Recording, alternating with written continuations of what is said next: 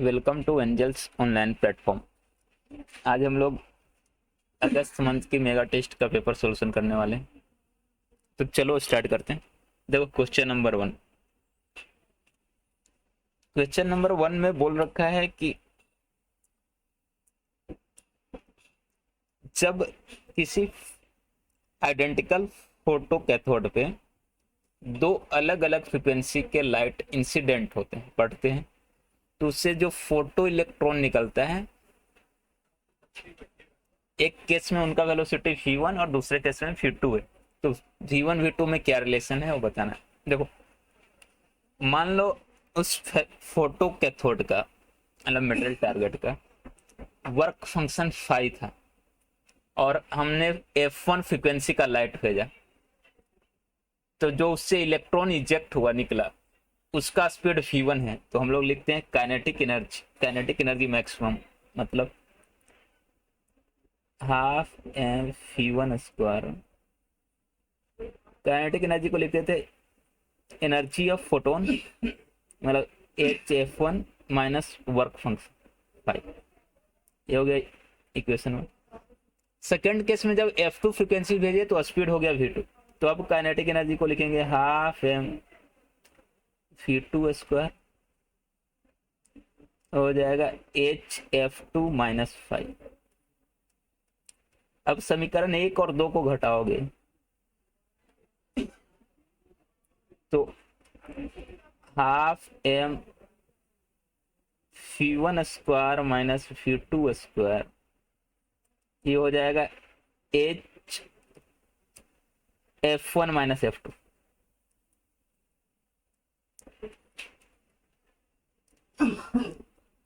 ऐसा। अब हम लोग हाफ एम को राइट साइड ले जाएंगे तो बचेगा v1 square minus v2 square equal to 2h upon m into f1 minus f2। ऐसा। तो हम लोग बोलेंगे कि ऑप्शन बॉम्बे जो है करेक्ट होगा।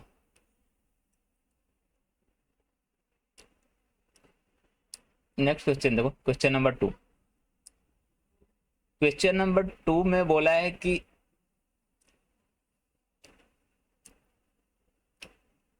एक सोर्स लाइट सोर्स जो डी डिस्टेंस पे है फोटो सेल्स, मतलब उस सोर्स से लाइट जो आ रही है प्रकाश उस फोटो सेल पे इंसिडेंट हो रही है। मतलब ऐसा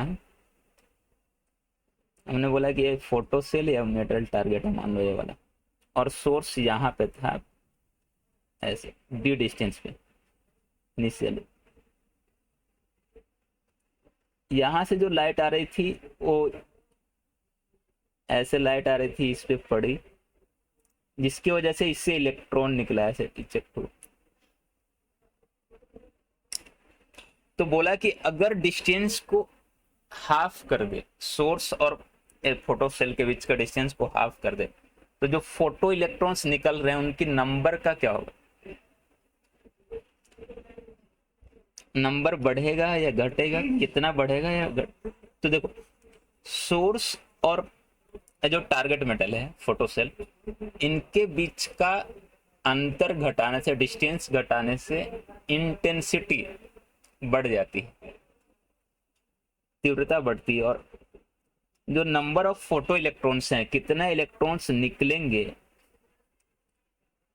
नंबर ऑफ इलेक्ट्रॉन्स कितने इजेक्ट होंगे, ये प्रोपोर्शनल होता है इंटेंसिटी का, लाइट का इंटेंसिटी जो इंसिडेंट हो रहा है उस लाइट का इंटेंसिटी।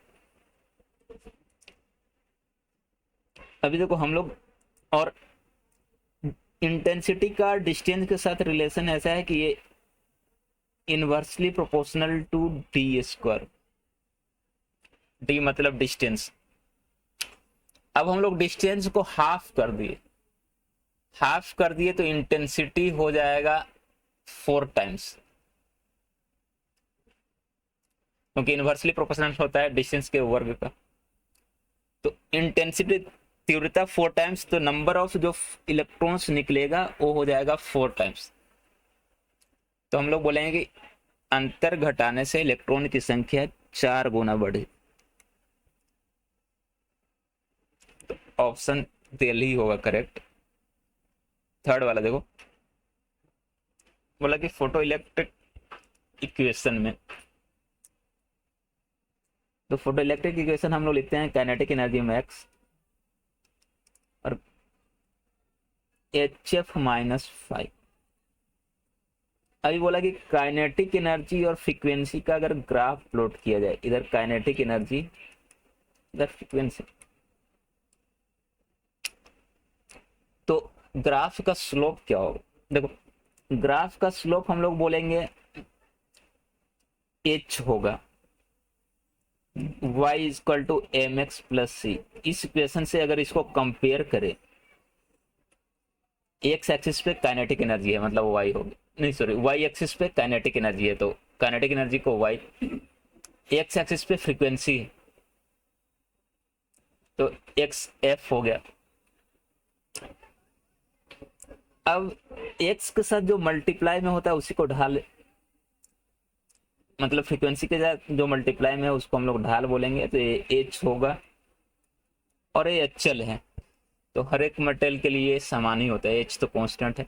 तो बोलेंगे कि अगर हम लोग ग्राफ प्लॉट करें तो ग्राफ कुछ ऐसा होगा और उसका ढाल स्लोप हर एक मेटल के लिए सेम होगा और इंटेंसिटी पे निर्भर नहीं करेगा, h कांस्टेंट है, किसी पे डिपेंड नहीं। ऑप्शन ए को बोलेंगे करेक्ट।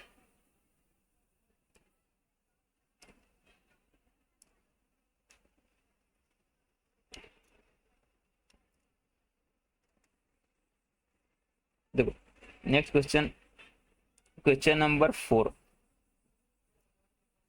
बोला कि किसी मेटल सरफेस पे अगर हम लोग लेमडा वेवलेंथ का लाइट भेजते हैं तो उससे जो फोटो इलेक्ट्रॉन निकलती है उसके लिए बोला था है कि स्टॉपिंग पोटेंशियल 3 फी नॉट है। तो हम लोग पढ़ रखे हैं कि अगर स्टॉपिंग पोटेंशियल 3 फी नॉट है तो E into 3 phi naught equal to होगा HC by lambda minus work function. Work function को हम लोग लिख सकते हैं HC बाई लेमडा नॉट। ये हो गया समीकरण 1। जब लेमडा वेवलेंथ का तरंग भेजे तो स्टॉपिंग पोटेंशियल 3 फी नॉट था। अभी बोला कि अगर जब 2 लेमडा वेवलेंथ का कोई तरंग भेजते हैं तो स्टॉपिंग पोटेंशियल फी नॉट हो जाता है, तो दूसरा इक्वेशन हो जाएगा E into phi naught equal to HC by 2 lambda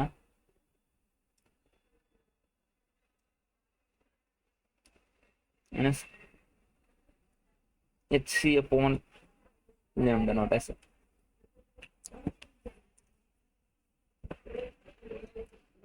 अब अगर समीकरण 2 में हम लोग 3 से मल्टीप्लाई कर दे, क्योंकि मुझे इन दोनों समीकरण को सोल्व करके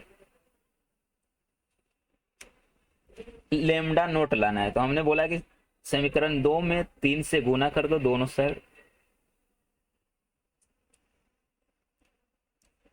और फिर 2 में से 1 को घटा दो, ऐसा। तो घटाने के बाद 3 v0 खत्म हो जाएगा, इधर 0 बचेगा। 3HC by 2 lambda minus HC by 2 lambda करोगे तो हो जाएगा HC बाई लेमडा, और ये करोगे तो हो जाएगा 2HC अपॉन लेमडा नोट। यहां से लेमडा नोट का वैल्यू हो जाएगा 4 लेमडा, तो बोलेंगे ऑप्शन बॉम्बे जो है करेक्ट होगा।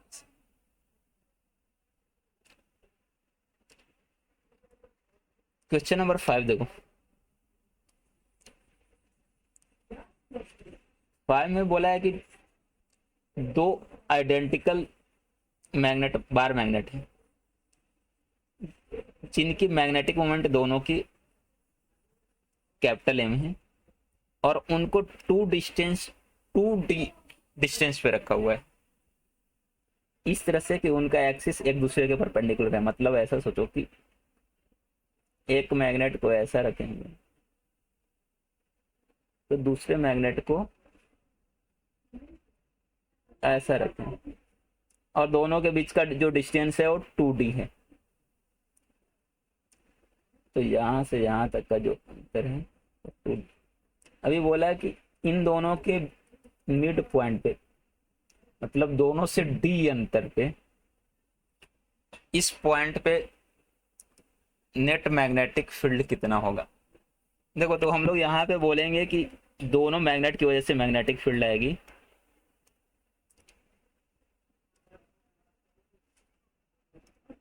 और एक मैग्नेट की वजह से तो एक पॉइंट एक्सियल पॉइंट हो गया उसके एक्सिस पे। तो एक्सिस पे जो मैग्नेटिक फील्ड होती है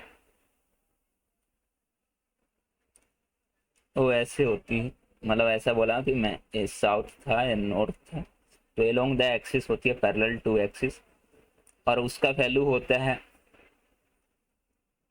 2 म्यू 0/4 पाई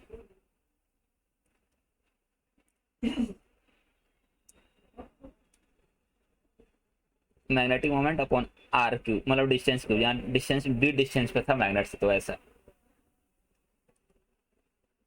और दूसरे के लिए, दूसरे मैग्नेट के लिए ये वाला पॉइंट उसके इक्वेटर पे हो गया, इक्वेटोरियल पॉइंट। तो इक्वेटर पे जो मैग्नेट की वजह से मैग्नेटिक फील्ड होते हैं होता है μ0/4 पाई m/r क्यू। आर की जगह पे यहाँ पे डी लिखेंगे क्योंकि मैग्नेट से ऐसा, और ये अलोंग द साउथ होता है ऐसा। तो दोनों मैग्नेट की वजह से मैग्नेटिक फील्ड लिखे। अब इनका ही रिजल्टेंट को हम लोग बोलेंगे नेट मैग्नेटिक। ये दोनों 90 डिग्री पे हैं। पाइथागोरस से हम लोग अगर बी नेट चाहे जाएगा √b1² plus b2²। b1 b2 का वैल्यू मिल गया है, इनका स्क्वायर करोगे तो ये हो जाएगा √5μ0m/4 पाई d3। ऐसा बोलेंगे, दिल्ली जो है करेक्ट होगा।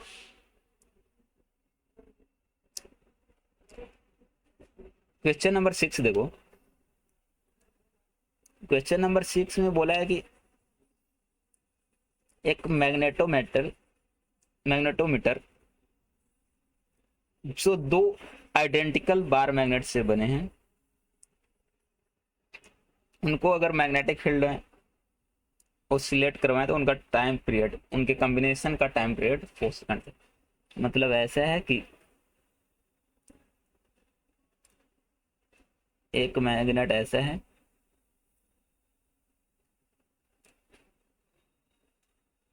एक मैग्नेट ऐसा है, दोनों आइडेंटिकल हैं,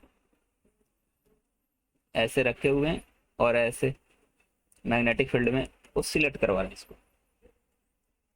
ठीक है, तो इसका जो टाइम पीरियड है, इसके ऑसिलेशन का टाइम पीरियड को 4 सेकंड बोला है। तो टाइम पीरियड का जो फॉर्मूला होता है, मतलब अभी t1 हम लोग बोल दे रहे हैं 4 सेकंड। देखो, ये दोनों मैग्नेट एक दूसरे के साथ परपेंडिकुलरली रखे हुए हैं, एक दूसरे को परपेंडिकुलरली बाइसेक्ट कर रहे हैं, मतलब 90 डिग्री पे रखे हुए हैं। मतलब ऐसा सोचो कि एक का मैग्नेटिक मोमेंट इस डायरेक्शन में है, तो दूसरे का मैग्नेटिक मोमेंट इस डायरेक्शन में होगा ऐसा। तो नेट मैग्नेटिक मोमेंट इन दोनों का देखोगे रिजल्टेंट, तो नेट जो आएगा हो जाएगा √2m, पाइथागोरस से √m² प्लस m², तो √2m। तो अभी के लिए हम लोग ऐसा बोलेंगे कि इस सिस्टम का नेट मैग्नेटिक मोमेंट √2m है।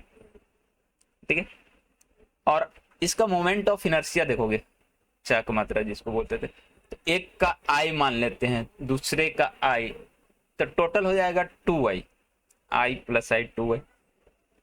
तो आई नेट को अभी हम लोग बोलेंगे, मतलब चाक मात्रा इन दोनों कंबाइंड सिस्टम का जो हो जाएगा 2i ऐसा। और मैग्नेटिक मोमेंट का नेट वैल्यू हो जाएगा √2m। टाइम पीरियड 4 सेकंड दिया हुआ है। अब टाइम पीरियड का अगर फॉर्मूला हम लोग यहाँ पे लगाने जाए,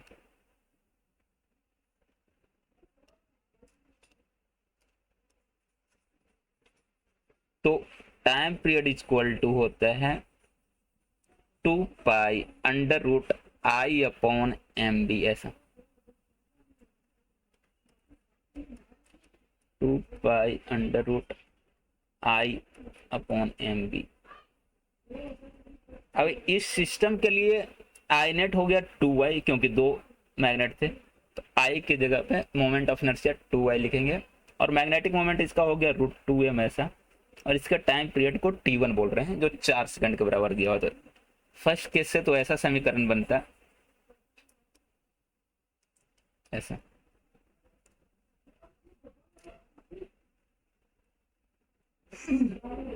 √2। सेकेंड केस में बोला कि अब एक मैग्नेट को हटा दिया, मतलब अब ही मैग्नेट बचा, तो उसका टाइम पीरियड क्या होगा, तो अब से फॉर्मूला से हो जाएगा 2 पाई अंडर रूट I। अब एक ही मैग्नेट है तो मोमेंट ऑफ इनर्शिया सिर्फ सिंगल आई, और मैग्नेट अकेला है तो उसका मैग्नेटिक मोमेंट ऐसा 8 2। तो इन दोनों से मुझे T2 का वैल्यू निकालना था, तो इन दोनों को डिवाइड दे देते, तो T2 इक्वल टू हो जाता T1 अपॉन √2। T1 का वैल्यू 4 सेकेंड, तो 4 डिवाइडेड बाय √2 करोगे तो 3.36 के अप्रोक्स आएगा, बोलेंगे बॉम्बे करेक्ट आंसर होगा। नेक्स्ट देखो क्वेश्चन नंबर 7। क्वेश्चन नंबर 7 में बोला कि एक चार्ज है, चार्ज पार्टिकल है जिसका मास m, चार्ज q और 50 वोल्ट से उसको एक्सीलरेट किया गया।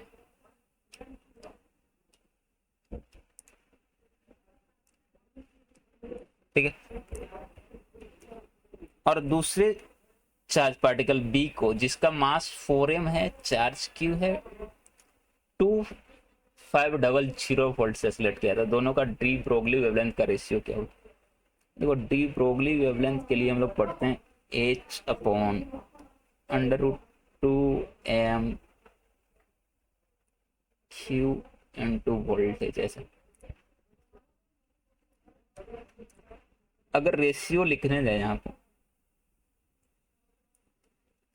लेमडा ए और लेमडा बी का, तो एच तो दोनों से कट जाएगा, दोनों का चार्ज इक्वल है, क्यू क्यू कट जाएगा, मतलब ऐसा हो जाएगा 2। जो कांस्टेंट है उनको हटा ही देते हैं रेशियो में, तो यहां से आता बी का मास 4m था,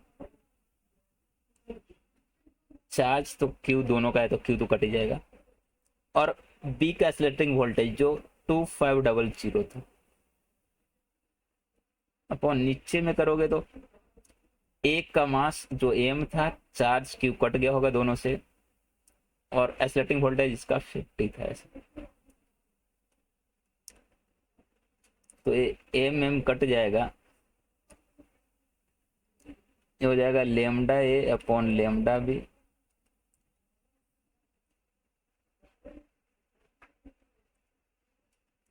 ये 4 इंटू 2500 डिवाइडेड बाई √50।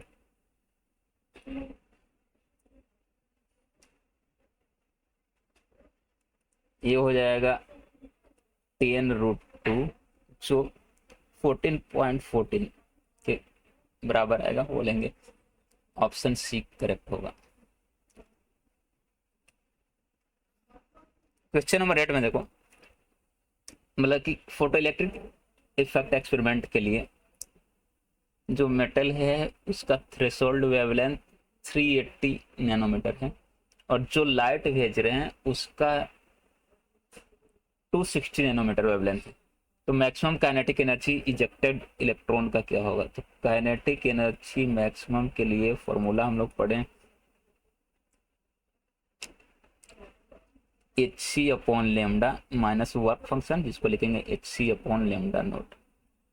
यहाँ पे hc 1237 के बराबर बोल रखा है, लेमडा जो लाइट भेज रहा है उसकी 260 नैनोमीटर थी, ऐसा minus 1237 lambda note 380।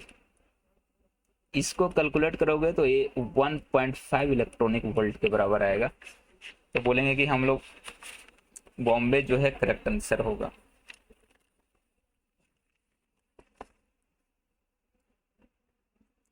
Question number 9 देखो। क्वेश्चन नंबर 9 में बोला है कि एक पार्टिकल है जो इलेक्ट्रॉन की स्पीड से 5 गुना स्पीड से मूव कर रहा है और डी ब्रोगली वेवलेंथ उस पार्टिकल का और इलेक्ट्रॉन का उनका रेशियो है 1.878 इंटू 10⁻⁻⁴।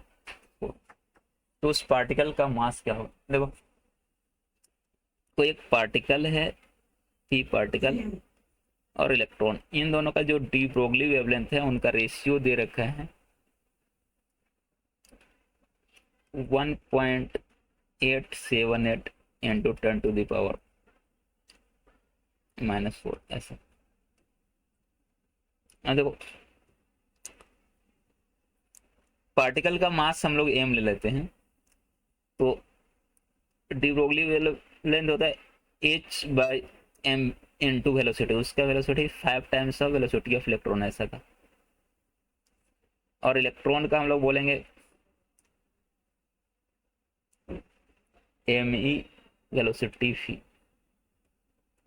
यह है 1.878 इंटू 10⁻⁻⁴। यहाँ से एच एच कट जाएगा, फी कट जाएगा,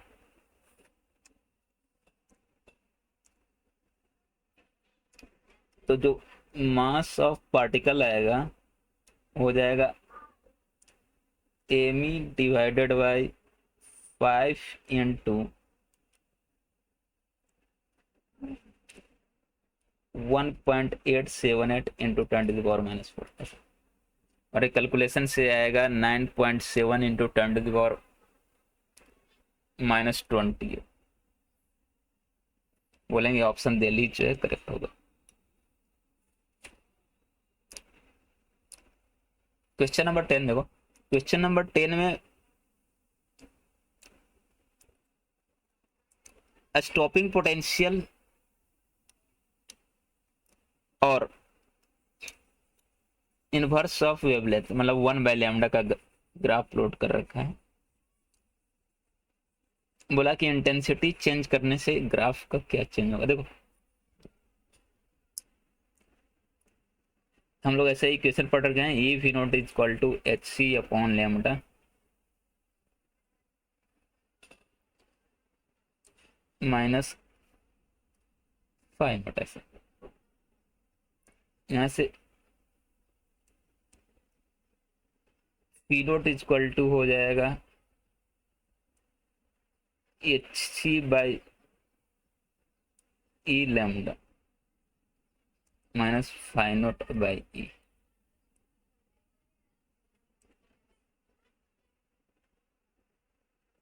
इसलिए phi naught is equal to बोलेंगे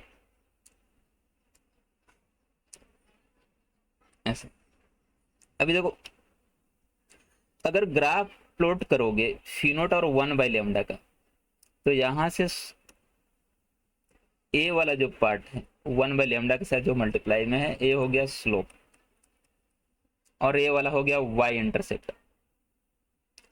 ठीक है, अब इंटेंसिटी बढ़ाने से क्या होगा पूछे, तो इंटेंसिटी के साथ स्टॉपिंग पोटेंशियल का कोई रिलेशन ही नहीं है। तो इंटेंसिटी बढ़ाओ या घटाओ ग्राफ सेम रहेगा, नोट चेंज। तो हम लोग बोलेंगे कि ऑप्शन चेन्नई जो है करेक्ट होगा। 10 में ऑप्शन चेन्नई करेक्ट होगा।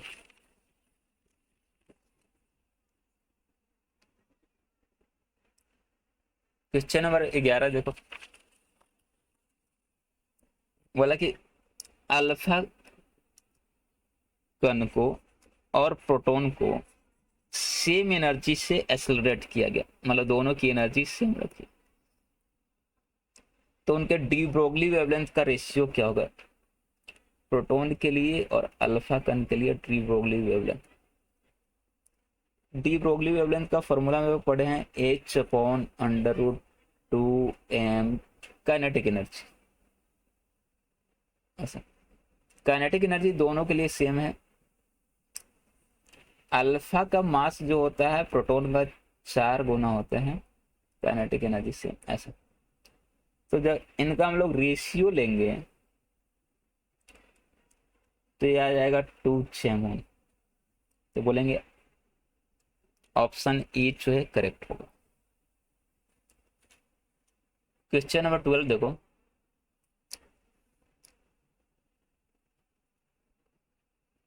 बोला कि किसी इलेक्ट्रॉन को अगर फी वोल्ट के साथ एक्सेलरेट किया जाए तो उसका de Broglie wavelength 1.227 into 10⁻² nanometre होता है। तो वी वोल्ट पोटेंशियल डिफरेंस मतलब वोल्टेज क्या है, वी का वैल्यू क्या है वो बताना है मुझे।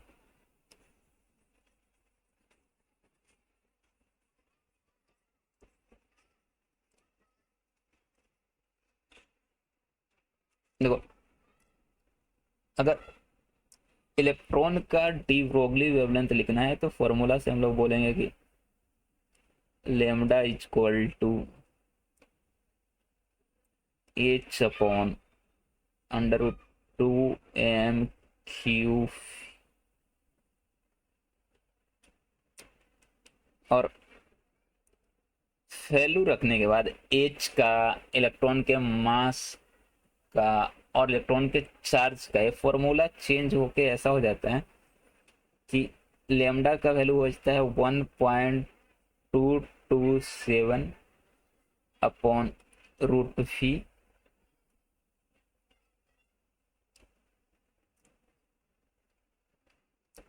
ऐसा नैनोमीटर।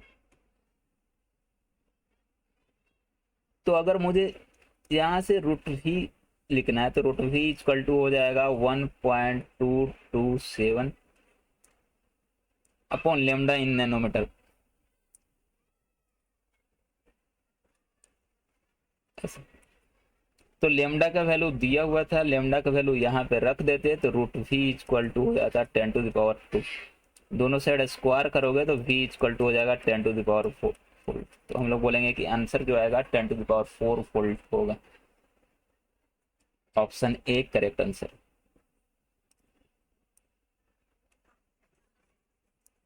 क्वेश्चन नंबर 13 देखो, इसमें बोला कि दो बार मैग्नेट हैं, दोनों का मैग्नेटिक मोमेंट दे रखा है और दोनों एक दूसरे के साथ 90 डिग्री एंगल पर रखे हुए हैं। ऐसा कि एक बार मैग्नेट ऐसा है तो उसका मैग्नेटिक मोमेंट इस डायरेक्शन में, दूसरा वाला इससे 90 डिग्री एंगल पर रखा था ऐसे।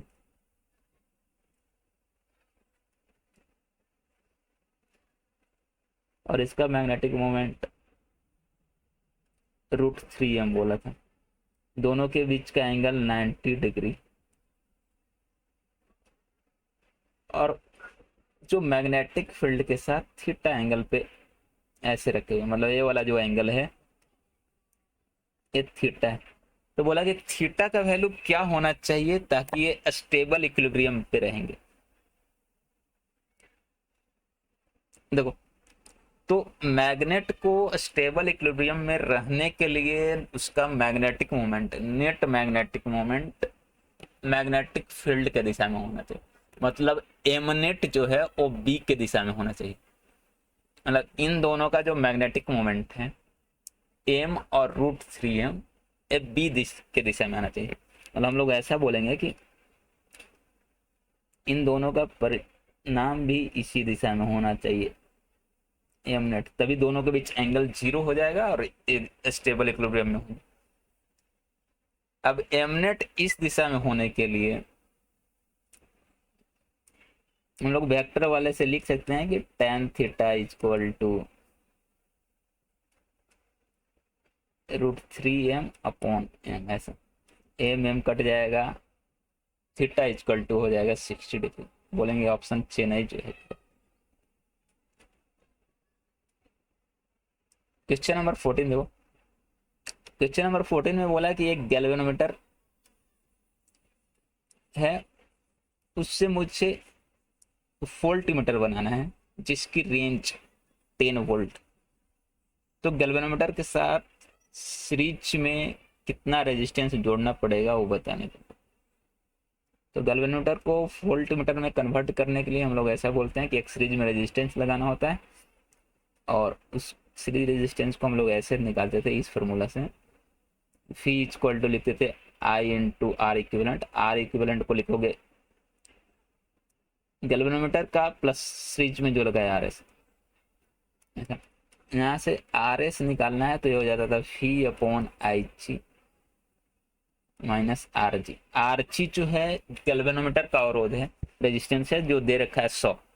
फी जो है वोल्टेज, वोल्टमीटर का रेंज, और आई जी जो है गैल्वेनोमीटर का फुल स्केल डिफ्लेक्शन का जो 1 मिली एम्पियर दिया। सबका वैल्यू यहाँ पे रखोगे तो आर एस का वैल्यू 9900 ओमेगा, मतलब हम लोग बोलेंगे ऑप्शन ए करेक्ट हो। क्वेश्चन नंबर 15 देखो, क्वेश्चन नंबर 15 में बोल रखा है कि एक लूप के ऊपर चार्ज जो है यूनिफॉर्मली उसके सरकमफ्रेंस पे डिस्ट्रीब्यूटेड है, मतलब ऐसा हम लोग बोल दे कि एक सर्कुलर लूप है, उसका एक्सेस हुआ, उसके ऊपर चार्ज, टोटल जो चार्ज है क्यू है, जो ऐसे यूनिफॉर्मली डिस्ट्रीब्यूटेड है। अब लूप जो है ओमेगा स्पीड से रोटेट कर रहा है, तो मैग्नेटिक मोमेंट लूप का बताना है कितना। मैग्नेटिक मोमेंट हम लोग पढ़ रखे हैं सिंगल लूप के लिए आई गुना ए, आई इंटू ए, और आई को हम लोग बोलते हैं क्यू अपॉन टी, टाइम, और टाइम को लिख सकते हैं 2 पाई अपॉन ओमेगा एस। तो हो जाएगा आई, एरिया को लिखोगे पाई आर स्क्वायर, तो पाई पाई कट जाएगा, तो q omega r square by 2, option A को बोलेंगे करेक्ट।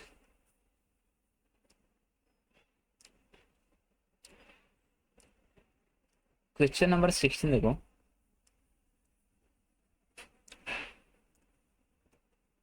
क्वेश्चन नंबर 16 में बोल रखा है कि एक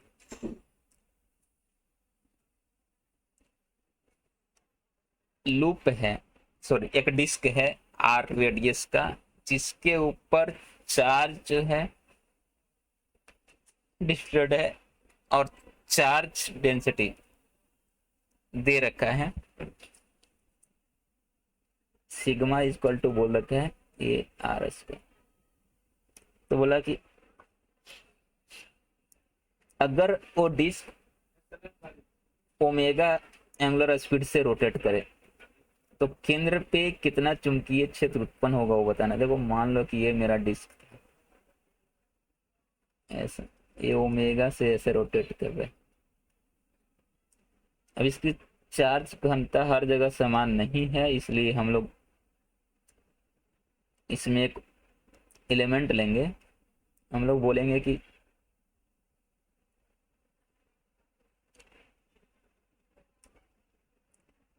केंद्र से स्मॉल आर डिस्टेंस पे जाके डी आर मोटाई का, डी आर थिकनेस का एक हमने रिंग लिया ऐसा, ये वाला। पहले इस रिंग की वजह से हम लोग केंद्र पे लिखेंगे, इस एलिमेंट की वजह से मैग्नेटिक फील्ड, फिर उसी का संकलन करेंगे। इसकी जो थिकनेस है, मोटाई है, उसको डी आर बोल रहे हैं। देखो तो इस रिंग के ऊपर जो चार्ज होगा वो बोलेंगे कि हो जाएगा सिग्मा इंटू इसका क्षेत्रफल, सिग्मा का वैल्यू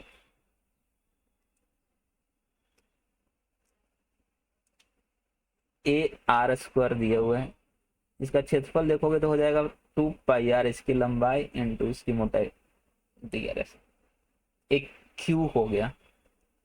अगर मुझे आई लिखना है प्रवाह की, रिंग की घूमने की वजह से प्रवाह कितना उत्पन्न होगा, तो क्यू बाई टी, टी को बोलेंगे 2 पाई अपॉन ओमेगा एस, ये आई हो गया। तो इस रिंग में जो प्रवाह, इसका जो प्रवाह समतुल्य होगा वो इतना होगा। अब इसकी वजह से इसके केंद्र पे जो मैग्नेटिक फील्ड उत्पन्न होगा उसको लिखना होगा, तो हम लोग पढ़ रखे हैं कि वो होता है, मैग्नेटिक फील्ड को लिखते थे म्यू नोट आई, तो आई की जगह पे ये वाला लिखेंगे पूरा अपॉन 2r, ऐसा ऐसा। तो ए इस रिंग की वजह से मैग्नेटिक फील्ड होगा। अब इसी का संकलन कर देंगे तो नेट मैग्नेटिक फील्ड मिल जाएगा। तो बी नेट अगर चाहिए मुझे तो इसका संकलन करना होगा इस 0 से लेके कैपिटल आर तक। तो संकलन करोगे तो संकलन के बाद ये आएगा mu naught a omega r q upon 6, ऐसा। तो बोलेंगे बॉम्बे जो है करेक्ट होगा। क्वेश्चन नंबर 17 देखो। क्वेश्चन नंबर 17 में बोला कि एक तार है जिसकी लंबाई 314 सेंटीमीटर है, उसको बेंड करके एक रिंग सर्कल बना दिया। तो अब उस रिंग का मैग्नेटिक, उस कॉइल का मैग्नेटिक मोमेंट क्या हो? मैग्नेटिक मोमेंट के लिए आई इंटू ए करना है। आई का वैल्यू दिया हुआ है। अब ए के लिए मुझे पहले रेडियस निकालना होगा। तो हम लोग बोलेंगे उस तार की लंबाई और इस रिंग की सरकमफ्रेंस परिधि ये दोनों सेम होनी चाहिए, क्योंकि उसी तार से मोड़ के बनाया गया है। तो 2πr इक्वल टू 314 सेंटीमीटर ऐसा। तो r इक्वल टू यहाँ से आ जाएगा हाफ 50 सेंटीमीटर और हाफ मीटर। ओके, मीटर में कन्वर्ट कर देंगे तो हाफ। अब मुझे मैग्नेटिक मोमेंट लिखना है तो I इंटू ए, आई को लिखेंगे 14, एरिया को लिखेंगे pi r square, pi 22/7, r square देखोगे तो 1/2 इंटू 1/2 ऐसा। इसको सोल्व करोगे तो 11 आएगा। तो बोलेंगे मैग्नेटिक मोमेंट जो होगा 11 होगा। क्वेश्चन नंबर 18 देखो। क्वेश्चन नंबर 18 में बोला कि एक सोलेनॉइड है जो अगर करंट उसमें जा रहा है तो करंट की वजह से उसके अंदर में जो मैग्नेटिक फील्ड उत्पन्न हो रही है उसको बी बोला है। अब बोला कि सोलेनॉइड कि अगर प्रवाह को, करंट को डबल कर दिया जाए और number of turns per unit length पर सेंटीमीटर अगर हाफ कर दिया जाए तो नया मैग्नेटिक फील्ड क्या होगा अंदर में?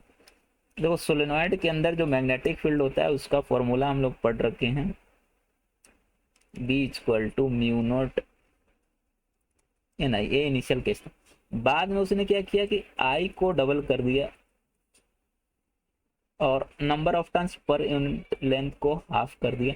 तो अब नया वाला मैग्नेटिक मोमेंट क्या होगा? तो नया वाला मैग्नेटिक मोमेंट को लिखेंगे म्यू नॉट। अब एन की जगह पे लिखेंगे n/2 और आई को जगह पे 2i। फिर से म्यू नॉट एन आई आया, मतलब पुराने वाले के बराबर। तो बाद में भी बोलेंगे कि मैग्नेटिक फील्ड पी होगा।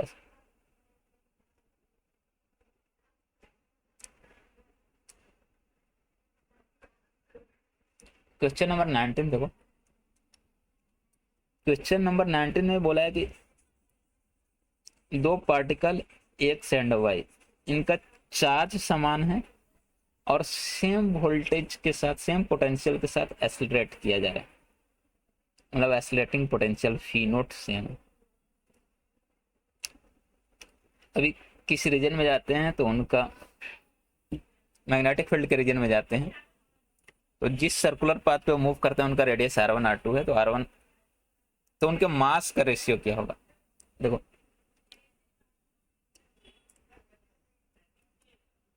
r1 लिखना होगा तो लोग बोलेंगे कि mv/qb, और mv को ऐसा लिख सकते थे 2m kinetic energy, kinetic energy को q इंटू वोल्टेज लिखते थे। ये हो गया x के लिए। b के लिए लिखना होगा तो उसका भी √2, मास उसका m2, चार्ज उसका सेम था, स्लेटिंग पोटेंशियल सेम था, तो उसका ऐसा आएगा।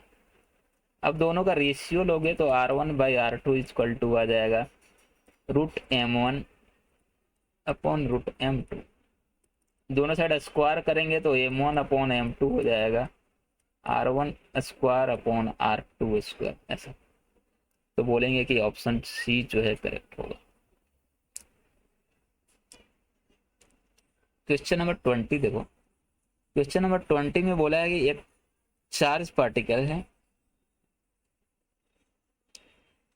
वो 10 मीटर पर सेकंड की वेलोसिटी से एक्स डायरेक्शन में मूव कर रहा है, मतलब उसका वेग जो है एक्स दिशा में। वहां पे इलेक्ट्रिक फील्ड जो है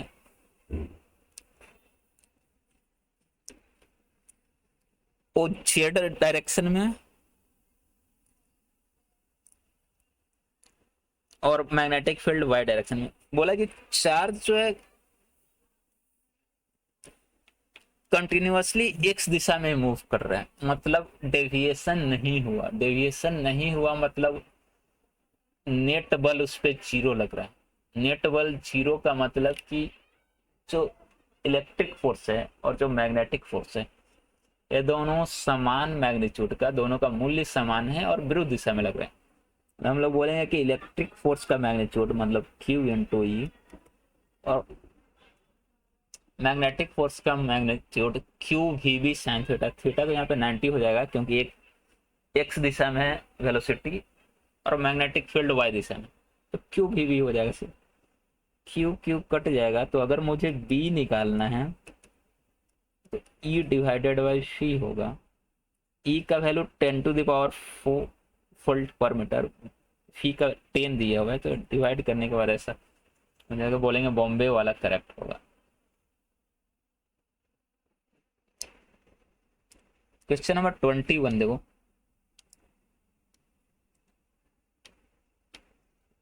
क्वेश्चन नंबर 21 में बोला कि एक हॉरिजॉन्टल पावर लाइन है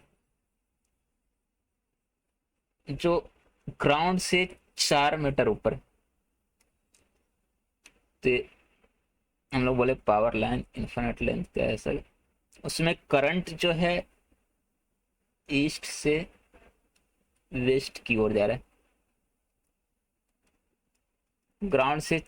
तो यहाँ पे हमने बोला ग्राउंड था 4 मीटर की हाइट पे। तो बोला कि तार से जस्ट नीचे ग्राउंड पे मैग्नेटिक फील्ड कितना होगा और किस डायरेक्शन में होगा।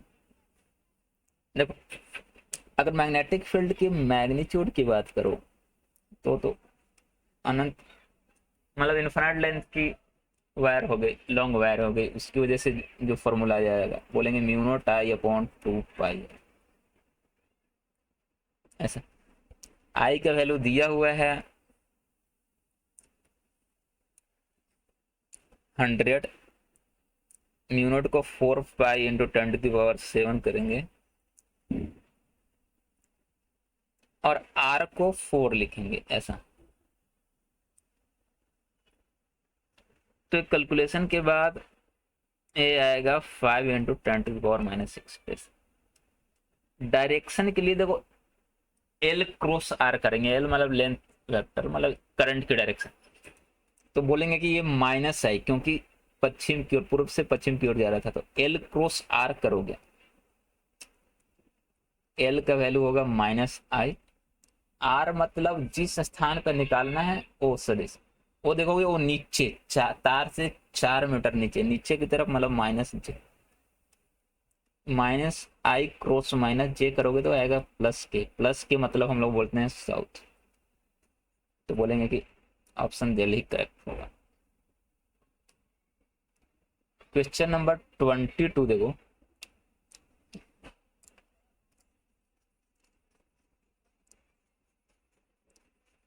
बोला एक लूप है जिस स्क्वायर लूप है, तो साइड लेंथ हो जाएगी उसकी 10 दी हुई है, मतलब 0.1 मीटर। तो उसका एरिया हम लोग ऐसा लिख सकते हैं कि area is equal to 0.1 into 0.1, 0.01 metre. ये लूप देखोगे तो ना, तो मतलब बीच में है, एक्चुअली किसी एक प्लेन में नहीं है। तो इसका कंपोनेंट लेंगे हम लोग, एक्स वाई प्लेन के साथ 30 डिग्री एंगल पे था। तो इसका कंपोनेंट लोगे तो एक्स वाई प्लेन में जो आएगा वो हो जाएगा a cos 30।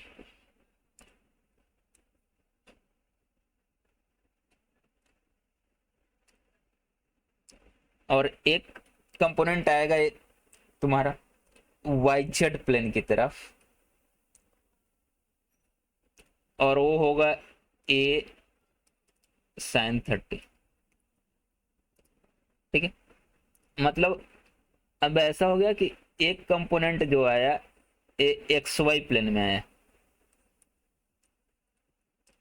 X Y plane, और करंट ऐसा था,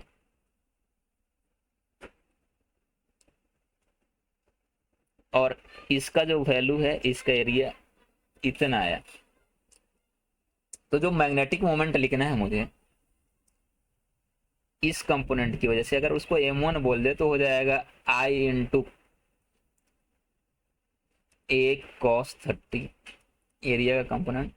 डायरेक्शन देखोगे तो ए हो जाएगा तुम्हारा, एक्स वाई प्लेन में है तो जेड एक्सिस के लोग होगा, लेकिन लोग करंट ऐसा था तो राइट हैंड वाले रूल से डायरेक्शन आएगा माइनस के की ओर ऐसा।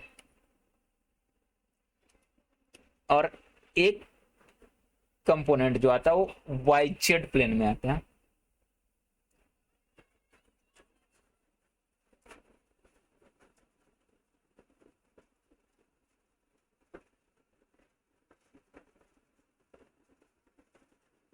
ऐसा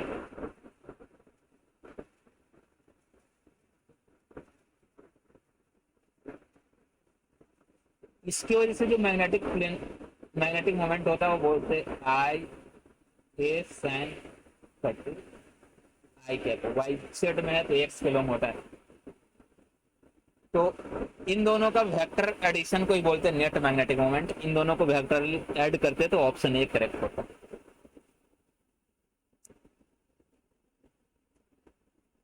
अब क्वेश्चन नंबर 23 देखो।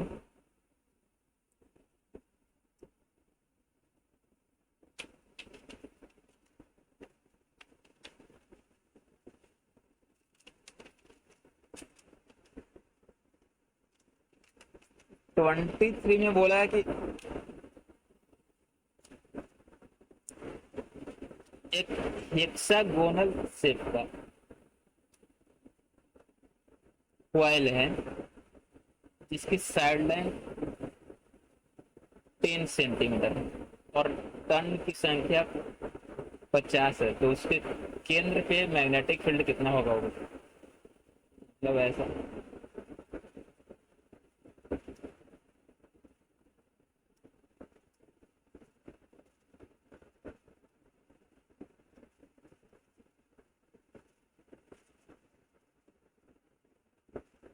मान लो ऐसा हेक्सागोन में 6 साइड होते हैं, अभी मैंने 3 को दिखाया। चलो इसके सेंटर पे चाहिए तो पहले हम लोग एक साइड की वजह से सेंटर पे लिखेंगे, तो ये हो जाएगा तुम्हारा 30 और 30।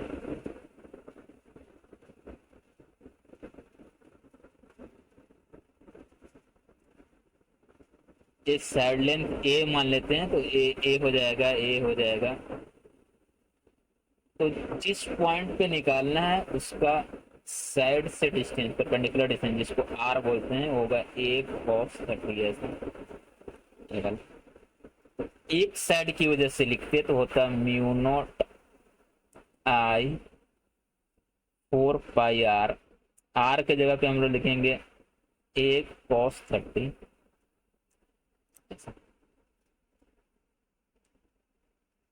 Sine theta 1 plus sine theta 2, मतलब साइन 30 प्लस साइन 30 ऐसा। एक साइड की वजह से ऐसे ऐसे इसमें 6 साइड होते हैं तो इंटू 6, और इसमें टर्न की संख्या 50 है तो इंटू 50 है। तो बी नेट का जो वैल्यू होगा कितना होगा? अब आई का वैल्यू दिया हुआ है, अब आई के टर्म में ही लाना है। तो इसको सोल्व करोगे, एक की जगह पे 10 सेंटीमीटर लिखेंगे, मतलब 0.1। तो सोल्व करने के बाद ये आएगा 500√3 mu naught I by pi ऐसे। तो बोलेंगे कि ऑप्शन 6 नहीं जो है करेक्ट होगा।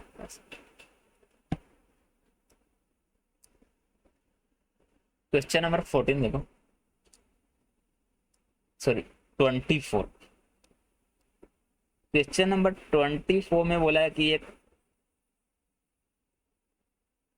ड्यूट्रॉन और अल्फा कण को सेम काइनेटिक एनर्जी देकर मैग्नेटिक फील्ड के रीजन में छोड़ा गया, और वो जिस पाथ पे मूव करते हैं उनका रेडियस आर डी और आर आर। तो उन दोनों का जो रेडियस होगा, उनके पाथ का रेडियस, उसका गुणोत्तर रेशियो क्या होगा बताना। देखो, अगर ड्यूट्रॉन के लिए मुझे लिखना होगा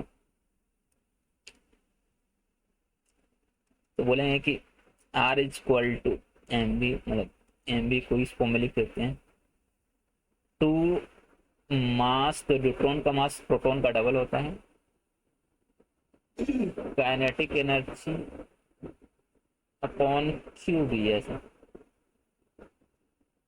और अल्फा कण के लिए लिखना होगा तो बोलेंगे √2 अल्फा कण का मास 4m काइनेटिक एनर्जी अपॉन उसका चार्ज, प्रोटॉन का चार्ज का डबल होता है। अब इनका रेशियो लोगे आर डी अपॉन आर, √2/1 हो जाएगा। बोलेंगे ऑप्शन ए जो है करेक्ट है।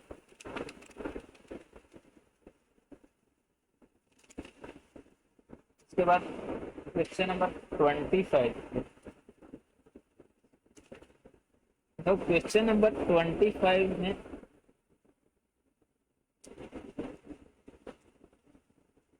एक वायर जो है फाइनाइट लेंथ का, मतलब उसकी लेंथ फिक्स है, एक दूसरे वायर के नजदीक, फाइनाइट लेंथ के वायर के नजदीक रखा हुआ है ऐसा। मतलब एक वायर है इनफाइनाइट लेंथ का ऐसा, इसमें करंट I1 जा रही है, इसके पास में एक वायर ऐसा रखा हुआ है जिसमें करंट I2 जा रही है, जिसका एक किनारा L अंतर पे और दूसरा तार से 2L अंतर पे। तो बताना कि छोटे वाले तार पे टॉर्क कितना होगा पॉइंट O के बाद, O पॉइंट यहाँ पे है। तो टॉर्क के लिए पहले हम लोग इस पे बल लिखेंगे, और बल हम लोग बोलेंगे कि यहाँ से मान लो एक अंतर पे जाके इस तार का एक छोटा सा टुकड़ा लिया ऐसा dx लेंथ। अब इस पे बल लिखेंगे, तो इस पे बल, जिसको डी बोल देना एलिमेंट पे छोटी सी जगह, आई मतलब इसमें करंट I2 है, dl मतलब इसकी लंबाई जो dx के बराबर होगा, इंटू बी।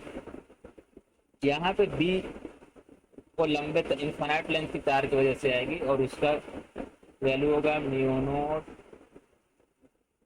आई अपॉन 2πx, और एक फोर्स ऐसे लगेगा।